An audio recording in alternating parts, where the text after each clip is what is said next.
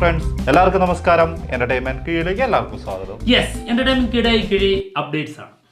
നമ്മുടെ മലയാളത്തിലെ സീനിയർ താരങ്ങൾ അവരുടെ അപ്കമിങ് ഫിലിംസിനെ കുറിച്ചാണ് പറയാൻ പോകുന്നത്.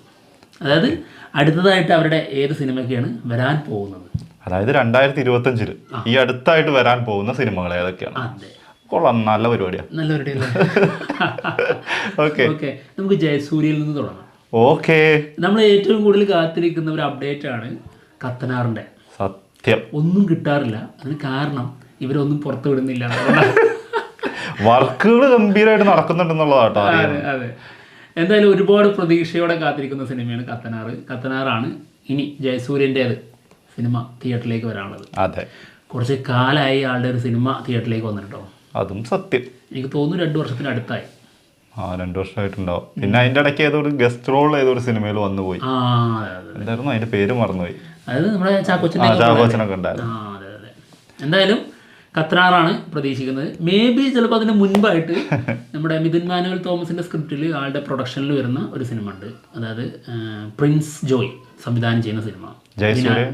ജയസൂര്യൻ വിനായകനും ഒരുമിച്ചെത്തുന്ന സിനിമ. അതെ, അതിന്റെ ഷൂട്ടൊക്കെ ഏകദേശം കംപ്ലീറ്റ് ആയിട്ടുണ്ടെന്നാണ് കേൾക്കുന്നത് കേട്ടോ. പക്ഷെ എന്തായാലും കത്തനാറിന് ശേഷം തന്നെ ആയിരിക്കും. പക്ഷെ കത്തനാറിന്റെ ഒരു വലുപ്പം വെച്ചിട്ട്, അതിന്റെ സ്കെയിൽ വെച്ചിട്ട് എത്ര വേണമെങ്കിലും അങ്ങോട്ട് നീണ്ടു പോവാം. അത് ഒരിക്കലും അത് ഈ വർഷം ഇറങ്ങുന്നുള്ളൊരു കൺഫർമേഷൻ ഒന്നും ഇല്ല കേട്ടോ. ഏത് സമയത്തും നീണ്ടുപോവാം. പക്ഷെ ആട് 3ന്റെ കാര്യത്തിൽ അവർ നേരത്തെ പ്രഖ്യാപിച്ചിട്ടുണ്ട്, ഡിസംബർ 25-നുള്ളിലായിട്ട് ഉണ്ടാവും. അപ്പോൾ ഇതിൽ ഏതാണ് അടുത്തത് എന്നുള്ളത് അല്ല, ഇത് ഒഫീഷ്യലി വന്നാൽ മാത്രമേ നമുക്ക് ഉറപ്പിക്കാൻ പറ്റുള്ളൂ ജയസൂര്യന്റെ കാര്യത്തിലുണ്ട്. അതെ, ഇപ്പൊ നമ്മളിപ്പോ നമ്മുടെ മനസ്സിനെ പറഞ്ഞ് പഠിപ്പിച്ചു വെച്ചിട്ടുള്ളത് കത്തനാർ ആദ്യം വരും. അങ്ങനെയാണ്, അങ്ങനെ ഇരിക്കാം, നമുക്ക് അങ്ങനെ തന്നെ പ്രതീക്ഷിക്കാം. അടുത്തതായിട്ട് കുറച്ചുകൂടി സീനിയേഴ്സിലേക്ക് നമുക്ക് കയറാം. ശരിക്കും സീനിയേഴ്സിലേക്ക് അങ്ങോട്ട് എത്തണല്ലോ. സീനിയേഴ്സ് എന്ന് പറയുമ്പോൾ തന്നെ ഇങ്ങനെ അഭിനയിച്ച സിനിമ തന്നെയാവും സീനിയേഴ്സ്. ശരിയാണ്, ജയറാം. എന്താണെങ്കിലും ജയറാമിൽ തന്നെ തുടങ്ങാം.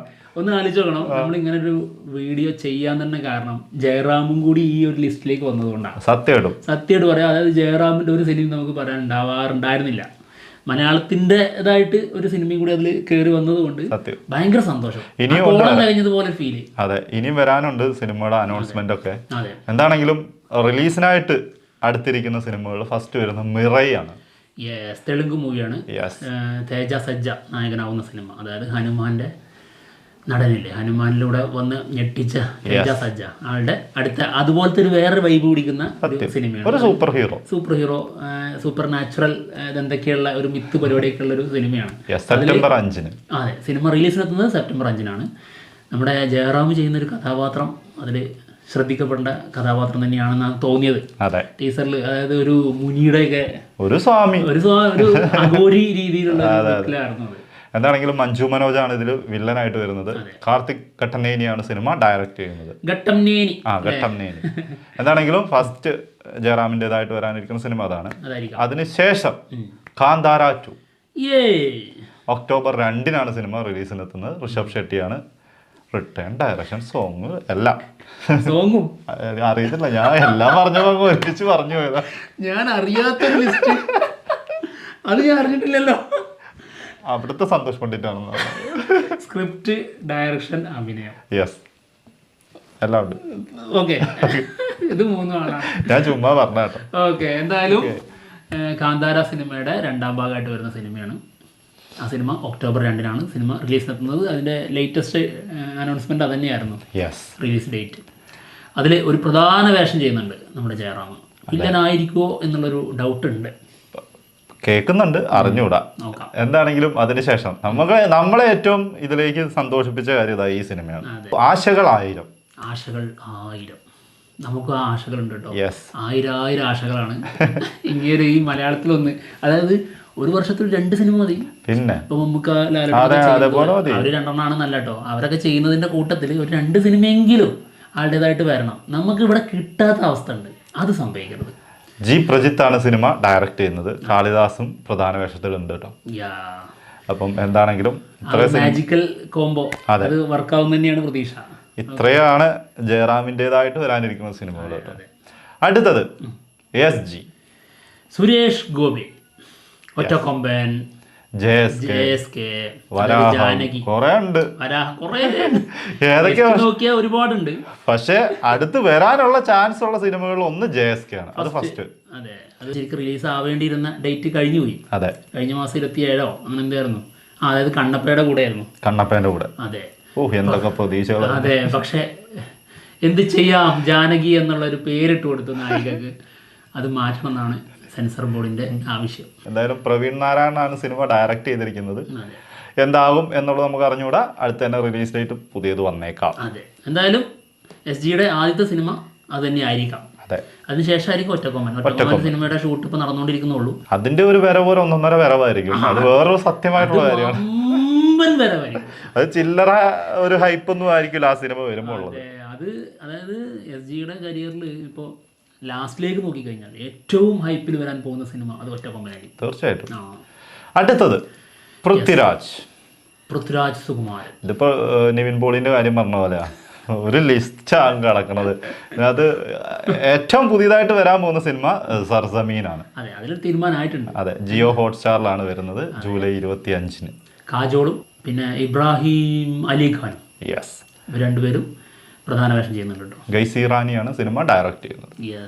അതിനുശേഷം വരാനുള്ളത് ഓണം റിലീസായിട്ട് എത്തും എന്ന് കരുതിയിരുന്ന സിനിമയാണ്, പക്ഷെ മാറ്റിയിട്ടുണ്ട്. അത് പൂജ റിലീസാക്കിയിട്ടുണ്ട്. വിലായത്ത് ബുദ്ധ. ജയൻ നമ്പ്യാർ സംവിധാനം ചെയ്ത് പുറത്തു വരുന്ന സിനിമയാണ്. ഞാൻ കാണാൻ കാത്തിരിക്കുന്ന സിനിമ. ഡബിൾ മോഹനായിട്ട് ആളെ തകർത്താടുന്ന് കാണാൻ കാത്തിരിക്കുന്നു. അതാണ്. അടുത്തത് ഫഹദ് ഫാസിൽ. ആളുടെ ഇനി വരാനുള്ള ആദ്യത്തെ സിനിമ, അത് ജൂലൈ 25-ന് സിനിമ റിലീസിനെത്തുകയാണ്. മാരീഷൻ. വടിവേലും ഫഫയും പ്രധാന വേഷത്തിലെത്തുന്ന സിനിമയാണ്. സുധീഷ് ശങ്കറാണ് സിനിമ ഡയറക്റ്റ് ചെയ്യുന്നത്. ഇതൊരു റോഡ് മൂവിയാണ്, ഒരു പ്രതീക്ഷയുള്ള സിനിമയാണ്. പിന്നെ ഫഫയുടെ അടുത്ത ഒരു സിനിമ ഉണ്ട്, അത് മലയാളത്തിൽ നിന്നാണ്. അതായത് അൽതാഫ് സലീം സംവിധാനം ചെയ്ത് ഫഫ പിന്നെ കല്യാണി പ്രിയദർശൻ പ്രധാന വേഷം ചെയ്യുന്ന സിനിമയാണ്. ഓടും കുതിര ചാടും കുതിര. ഓണം റിലീസാണ് പ്ലാൻ ചെയ്യുന്നത്. അതെ, ചിലപ്പോൾ അങ്ങോട്ടും ഇങ്ങോട്ടൊക്കെ മാറ്റിയേക്കാം. ചിലപ്പം സിനിമകളുടെ എണ്ണം കൂടുന്നതിനനുസരിച്ച് ചിലപ്പോൾ മാറ്റിയേക്കാം. അടുത്തത് ദിലീപ്. ഒരൊറ്റ എന്നുള്ളൂ പറയാൻ, ഒരുപാടൊന്നുമില്ല, പക്ഷെ ആ ഒറ്റൊന്നും മതി. ധാരാളമാണ്. ആ പേര് കേൾക്കുമ്പോൾ ചിലർക്ക് ഭയം തോന്നുന്നുണ്ടോ? ഈ കൊല്ലത്തേക്കുള്ളതായിരുന്നു ഫാമിലിയും. ഭയഭക്തി ബഹുമാനം അതൊക്കെ ഉണ്ടായിരിക്കണം, നന്നായിരിക്കും. ജയശങ്കറാണ് സിനിമ ഡയറക്റ്റ് ചെയ്യുന്നത്. റിലീസ് ഡേറ്റ് വന്നിട്ടില്ല, പക്ഷെ ഈ വർഷം ഉണ്ടാവും. അതെ, അതായത് ദിലീപിൻ്റെതായിട്ട് അടുത്തത് വരാനുള്ള സിനിമ ബബ്ബയാണ്. എന്തായാലും ബബ്ബയിൽ നമ്മുടെ ലാലേട്ടൻ ഒരു പ്രധാന വേഷം ചെയ്യുന്നുണ്ട്. അതെ. അടുത്തത് ദുൽഖർ സൽമാൻ. ഡിക്യുണ്ടത് ലോക ഓണം റിലീസായിട്ട് പ്ലാൻ ചെയ്യുന്ന നസ്ലന്റെ സിനിമയാണ്. അതിൽ ഡിക്യും ഒരു പ്രധാന വേഷത്തിൽ എത്തുന്നുണ്ട് എന്നാണ് കേൾക്കുന്നത്.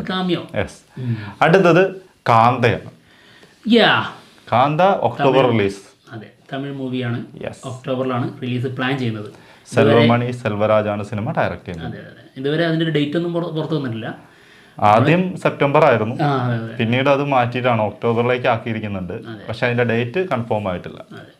ഓക്കെ, അടുത്തത് മമ്മൂക്ക. കളങ്കാവലാണ് അടുത്തത് വരാനുള്ളത്. ഷൂട്ടൊക്കെ കഴിഞ്ഞ് വർക്കൊക്കെ കഴിഞ്ഞ് ഇങ്ങനെ ഇരിക്കുകയാണ്. ഡബിങ്ങിൻ്റെ എന്തൊക്കെയോ കുറച്ച് പാച്ച് വർക്കുകൾ ഉണ്ട് എന്നുള്ളതാണ് കേട്ടിട്ടുള്ളത്. എന്തായാലും മമ്മൂക്കയൊക്കെ വന്നിട്ട് അതൊക്കെ കംപ്ലീറ്റ് ചെയ്തിട്ട് വരും. സിനിമ റിലീസിനെത്തും.